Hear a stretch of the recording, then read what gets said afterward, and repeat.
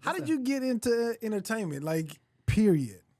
So after I graduated from Carolina, I ended up moving to Greensboro. And I moved in with my best friend Renata, and two of our other friends were living with us. She came to LA with you, right? She did. So me and her used to live together. She's still out there. Yeah, she got my god babies out there and everything. So we used to just sit around in the crib. We would smoke and just come up with like crazy ideas. And like me and her together was so funny. And we was like, man, we should just go to LA. Yeah, we could do it, like, for real, you know what I mean? And it was just kind of came out of that. We were probably, like, we were in our early 20s at the time. Really? And we were like, well, how we going to get there? You know what I mean? We could just drive. Like, we just coming up with step by step how we going to get to L.A.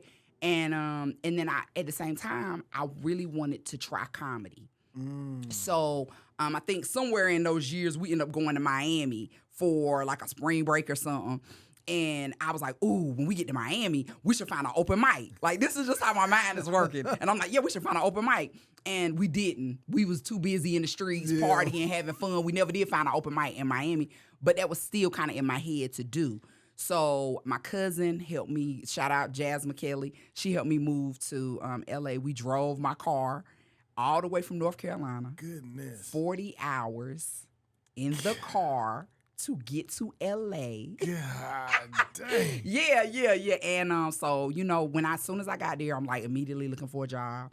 And then I was on Sunset Boulevard and I saw the Comedy Store. And I was like, oh, there you go. This it, right? And I remember the story about Jamie Foxx saying that females had an easier time getting on stage.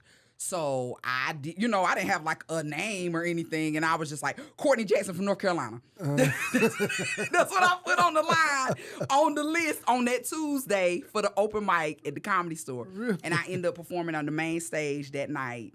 And then from there I met somebody, I can't remember his name now, sorry, but I met somebody who kind of took me around to all the other clubs, and that was it. So you had never did stand-up before that time? No.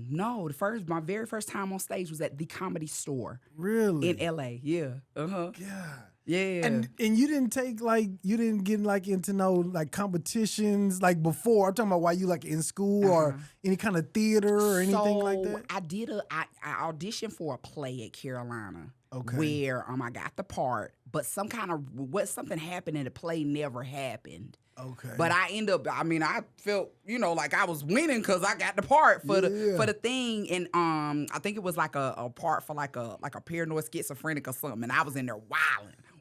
Like, you know what I mean? I was like licking the walls. Like I was acting real crazy. Yeah. But they were like, ooh, she's good. You're good. So, man, yeah, that kind of sparked that. And then my first like actual training I got with Jay Phillips. And so Jay Phillips put me in a show. It was like an episode of his show. And so he was kind of giving me some pointers and stuff. And then he told me who to get with for coaching. So I ended up taking Leslie Kahn's class for coaching, and he was like, "Oh, I know you official now. You really mean it. You mean it. Yeah." So because your energy is big superstar TV. Like that's just who you are naturally. You know what I'm saying? That's a superstar quality. You know what I mean? Not everybody has that where they just big and just like they'll go for it. Everybody don't have that. Most people kind of reserve. And, you know what I'm saying? But I'm a Gemini.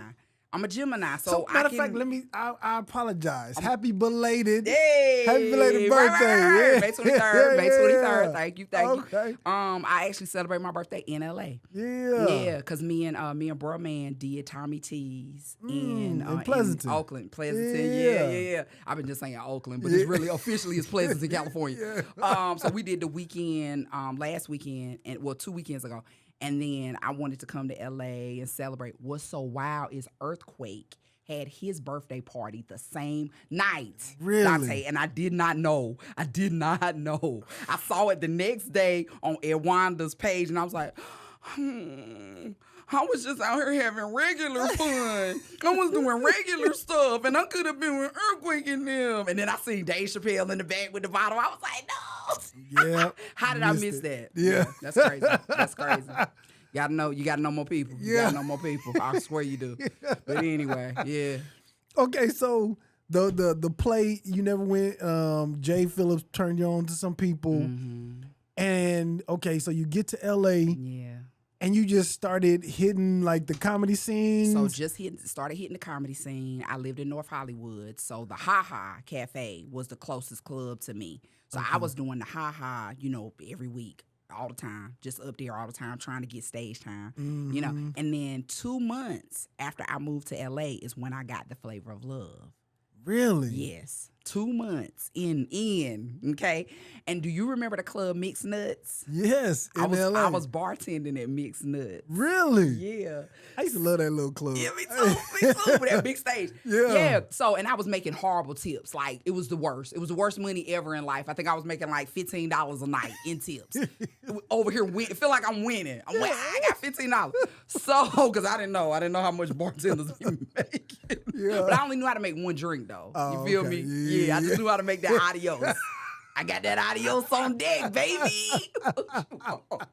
Yeah. So that kind of, I was able to be introduced to a whole lot of comedians who were coming through Mixed Nuts. And it's funny, too, when I moved to L.A., I was smoking cigarettes, right? I was just so nervous. My nerves was bad. I moved from North Carolina, and I'm out here. I don't know nobody. You feel me? And they would tell me outside, it's like, you don't look like a smoker. You don't look like you don't look like you should be smoking. That's not really you, really. Yeah. So anyway, crazy. So yeah, that was good, and I was doing that, and so that it just all that together just was kind of feeding into me becoming, a stand-up. Yeah, because I think that's where, I think when you just go into the club like every night, I don't know at which club that me and you met, but I just remember seeing you at all the clubs. I remember seeing you performing, and then that's how you just gain relationships with other comics that are